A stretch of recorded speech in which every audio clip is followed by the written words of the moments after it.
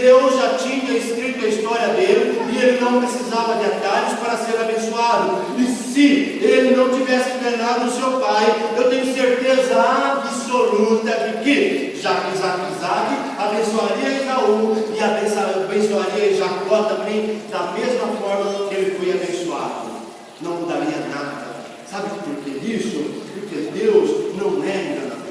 Deus não trabalha através do engano. E quando acontece algumas coisas assim, como aconteceu com Jacó, Deus espera ele colher os frutos daquilo que ele plantou. Ele espera a reação daquele tipo de ação que ele tomou, até que aquele cidadão que tinha enganado o pai, que tinha tentado enganar o sogro, mas de enganador ele passou a ser enganado, ele passou a ser ludibriado, ele passou a ser administrado, de pai das nações, de homem que daria, de sua descendência seria pai dos 12 filhos, que seriam as 12 tribos de Israel. Ele estava ali sendo comandado por um homem que nem cristão era. E Deus olhou tudo daquilo, olhava tudo daquilo para ele. Talvez Deus falava assim: se meu filho, quanto antes ele perceber o erro da vida dele e voltar atrás, levantar da onde ele caiu, para que eu possa abençoá-lo de uma forma eficiente e eficaz.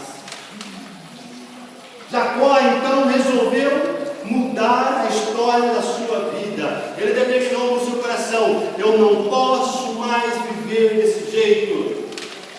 Ele seguiu então para o deserto, tomou ele, as suas esposas, os seus filhos, os seus animais, tudo aquilo que ele tinha, e foi para o deserto e foi caminhar. Eu vou voltar para a minha casa. Mas o seu irmão quer te matar. Alguém dizia para Jacó: não tem problema, eu vou acertar a minha vida. Sabe por quê? Porque é disso que eu preciso para ser abençoado. Quer uma notícia boa? Você não vai morrer enquanto você não for abençoado. Os sonhos de Deus para a sua vida, eles permanecem. Aquilo que Deus determinou para você existe. Mesmo que as pessoas tentam te matar, mesmo que as pessoas mais próximas de você dizem para você: eu vou acabar com você, eu vou destruir você, mas os sonhos de Deus permanecem. Glória a Deus. Jacó encarou essa realidade e voltou para trás, e no meio do caminho, eu vou encurtar aqui, porque a gente está quase na hora, né? Jacó voltou para trás, e no meio do caminho, ele percebeu que além de voltar atrás, ele precisaria estar preparado para encontrar com seu irmão, para encontrar com a sua família. Por quê? Porque o seu irmão queria matar ele. A família de Jacó talvez olhava Jacó como o pior dos piores.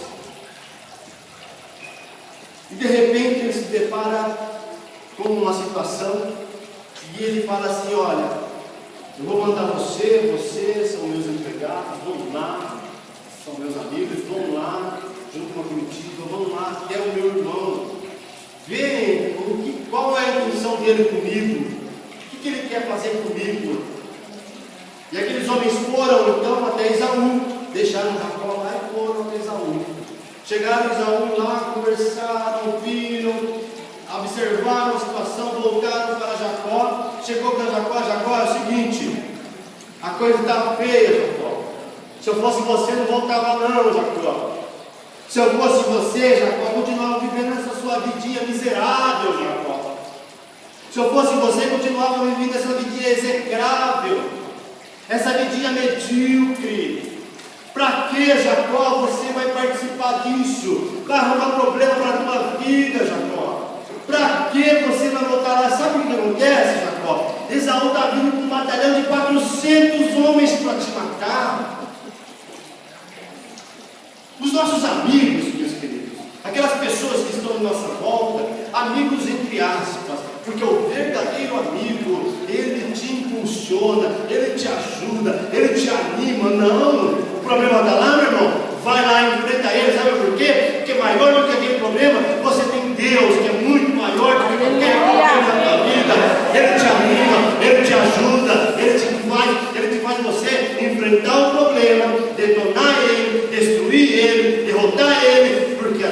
você tem o nosso Rei. Ele pode tudo. E você pode tudo porque você está debaixo das mãos dele. Glória a Deus. Esse é o verdadeiro amigo. Mas aquelas pessoas não. Jacó. Tem um batalhão de 400 para te matar. Não precisava 400. Uma bala de qualquer resolveu o problema. Mas o diabo é tão sujo que quando ele percebe que você vai ter a sua vitória, vai alcançar o seu objetivo, os céus vão se abrir sobre a sua vida, o que ele faz? Ele junta um batalhão de demônios, vem atrás de você para te amedrontar, para fazer você recuar, para fazer você parar de caminhar, para fazer você parar de seguir adiante, porque ele sabe que se você continuar seguindo adiante, você vai passar como um rolo compressor em cima de 400, 500, 1.000, 2.000, não importa. Glória a Deus.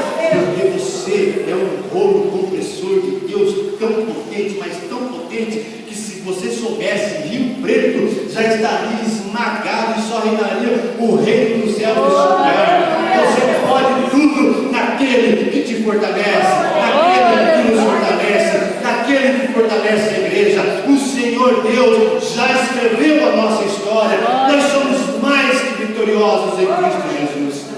Aleluia. Jacó não temeu a palavra daqueles homens.